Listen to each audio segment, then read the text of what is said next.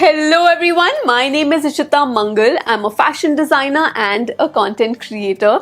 Today I'm going to tell you how I combine Indian with Western pieces. If you follow me on Instagram, you already know that I just love combining my Indians with my Westerns. Once you figure out the trick of combining these two, you will not just be able to repeat your clothes often, you will also be able to repeat them in a unique way. So I hope that makes sense. If it doesn't, don't worry. By the end of this video, it will all come together very well. So without further ado, let's just get into the video. Today, the saree that I've picked is this red Bandhani saree. First of all, I'm just a big fan of the Bandhani technique. For those of you who do not know, Bandhani is the tie and dye technique where a fabric is tied with strings at several places, and the more it is tied, the more intricate the bandhani is. It is then dyed to the desired color, which is what gives it this amazing, unique pattern. Usually the bandhani sarees that you get are very heavy, and nothing wrong with that. A lot of bandhani sarees are used for weddings, for pujas, for haldi, and for multiple occasions. Now I particularly wanted a bandhani saree which is lightweight. I particularly wanted to do something which is lighter, which can be used for example, something like a farewell, something like a mehendi, something like a friend's wedding, something which is easier to carry and more versatile to style. Which is why I chose this bandhani saree in red without any border, without any other embellishments, because I just wanted the technique to speak for itself. So when I look at the bandhani saree, the blouse that I got with this was in bandhani in silk. I love it. I love this print on print combination, but I feel like the blouse is a little too predictable for my liking. So honestly, I would still make the blouse. I'd probably wear this blouse with something else altogether. Or if I were to make a bandhani blouse with the bandhani saree, maybe I would combine it with leheria sleeves or some other print. Now I'm going to take you through all the blouses that can match with the saree and what my selection process was, why I chose this and why I rejected these. This is a red embroidered blouse. It's actually made from sleeves of my mom's really old blouse. I've spoken about it in detail on my Instagram, so I'm not going to get into the details over here, but the point is that it's got this really unique like bikini sort of cut. It's got a noodle strap. It's automatically westernized, and I like the fact that we're combining something like a bandhani print with an embroidered blouse. I feel like, you know, the combination of one technique with another is the best way of combining Indo-Western pieces. When you do that and you find a way of acing this trick, you will see that a lot of your looks will start looking unique. So while this blouse does look great with this saree, I rejected it purely because I've just worn it too many times and I wanted to do something different. Nothing wrong with it. This is something that you can choose, combine it with some kind of jewelry, and it will look stunning. So the other blouse that I thought of was this one. It's a red. It's got this embroidered lace detailing on the neckline and on the hem of it. Very pretty, just a simple scoop neck blouse. But again, I just rejected it because it's simple. When would I choose this blouse, right? So if you see that this blouse is actually very plain, so if I ever want to style the saree and wear it with heavy jewelry, then I would wear this blouse because it's simple. So it's because bandhani is a bold pattern, so combining one bold with bold jewelry, then you have to make sure that the blouse is simple. But I was not going to go for a heavy look. I did want to go for a lot more subtle look, so which is why I rejected this blouse. The other blouse that I actually really liked was this black brocade blouse. I feel like, again, combining like different fabrics together, like different techniques, is a great idea. So you see the red bandhani and the black with it, and you can see there's a little bit of red work on the blouse, which is what makes the combination of this work. So there always has to be some common color when you're trying to do different combinations. Make sure there is a one color which is there in both of them, especially when they are print on print fabrics. And I've explained this in detail in my print on print video. I am going to link it somewhere at the top over here, so you can have a look if you have not seen it. I really liked this because I felt like it was a very distinct combination. The only reason why I didn't choose this because it looks a little bit more Indian and a little bit more wedding type, which is again not the look that I was going for. But I would, at some point, you will definitely see me wearing this blouse with this saree. The other option that I actually really liked was this white chikankari kurti. I feel like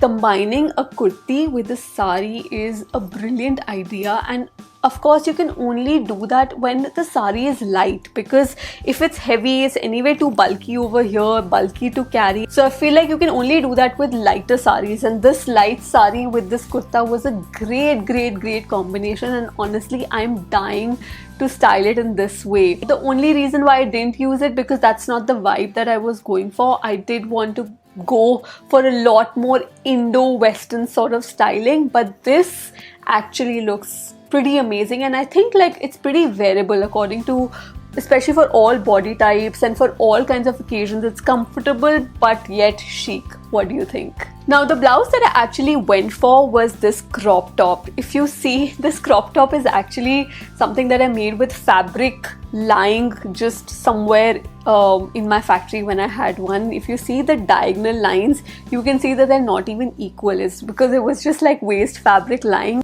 I was asking Master Ji, okay, what do we do with this waste fabric? And we just made these tiny crop tops, and ever since then it's just been lying because nobody wanted to buy it. So I was like, okay, I will keep it, and I love it. I just thought of it when I saw the saree. I was like, wait, that crop top would look stunning because it's got this diagonal orange with red, so it adds this other color of orange, and I feel like it looks super cool and does satisfy the Indo-Western styling that I'm looking for. I felt like this was the perfect combination, and this is what I ended up styling. Now when it comes to the jewelry selection, I did want to look at the emeralds because I felt like that would add another color to it, and of course emerald with red is a classic combination. It's a no-brainer, it always works, and I felt like this was looking really stunning.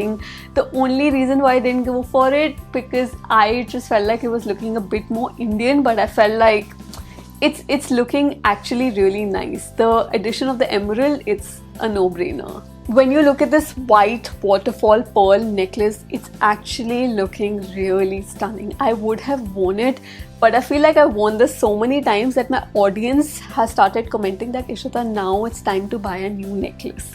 You know, so that is probably the only reason why I didn't wear it. I actually really liked it, especially with the big earrings. I felt like it was a great combination, but we skipped doing this jewelry for this look at the moment. For those of you who do not know, this choker I have made with my hand. There's a full-fledged YouTube video on how I've made it from scratch up there. I'm going to link it over here. Please have a look. The only reason why I did not style it was because also I've worn it so many times, so I was like, okay, let's do something different, let's do something that we've not done, and which is when I actually went for this gold hasli and gold earring look. I felt like the hasli, it's, first of all, it's so dainty. This hasli is vintage and I love it. It's one of my most prized possessions that I have because it's dainty. It's got a little bit of that, you know, intricate work on it. I feel like it goes with Indian also, with Western also, which makes it very Indo-Western. And when you see the earrings, they're very, first of all, they're gold. So red and gold is a classic combination, cannot go wrong with it. But if you actually look at the earrings, they're very westernized. It has that Victorian sort of feel because it has the addition of a mosaic kind of a thing that you can see. You can also see some pearls in there. So I feel like the overall design of it is very Western, but because it is combined with the gold hasli, it has a little bit of gold, it also makes it Indian. So and it's not so heavy. It just satisfied the vibe that I was going for with this look. So when you actually see all of this put together, it starts making sense. The other thing that I wanted to do is add these Gajra crunchies. I feel like Gajra, again, so traditional, red with gold with Gajra. Oh my god, it's a combination that has won all the time, right? But how to make it Western? So I thought instead of making a regular one, let me make a top knot and then put Gajra on it. And I felt like this is what makes this whole look very Indian but still very Western, because the way we're adding pieces, or the pieces that we're choosing, are also combined in a way that it makes you remember that, you know, this is such a classic combination, but also is a little bit, it raises an eyebrow that, oh, how did she put this together and how is it looking so modern, right? So I think that was the whole point of this look. Because there was too much happening in the look, I didn't want to overpower with the makeup. I did want to use a red lip, and for that reason I have used a very subtle brown in my eyes, which just goes with my brown skin tone. Even if you see the red lip, it's not that bright red lip, it's got a little bit of that brown touch in it, which just goes with my brown skin, and overall I feel like it will go with any other Indian skin tone as well. When it came to shoes, I had two options. There was this bright red and there was a slightly maroonish sort of a red. Honestly, they both look fine in this, but when you actually wear something like a bright red, it was actually a lighter shade of red than the sari, it shines too much. So I actually went for the slightly marooner one. So when you actually take the shoes in a darker color, it actually adds more length. Of course, it's not possible to find the exact same shade of the shoe color as your sari or your outfit, right? But when you're confused, always opt for a darker one. It will give you more length and it will not look so overpowering as compared to the bright red. So this is how I put together the entire look. I really hope it makes sense to you about how I went through this Indo-Western sort of styling process. And if I'm being honest, honestly, any of these blouses and any of these jewelries would have worked. It's just everything depends on the vibe that you're going for. What is the blouse that you would like to style it with, and what is the jewelry that you would choose? I personally cannot wait to see how you guys would style it. I am dying to read the comment section now. Don't forget to comment your preference. I feel like we can all learn from each other. Let me know how you like this video. How did you like my styling? Does it even make sense to you? Is it helpful in any way, or I'm just wasting my time here? Don't forget to subscribe to my channel if you did like this video. It's really important that you do that. Thank you so much for watching my video again. My name is Ishita Mangal and I will see you next time. Bye.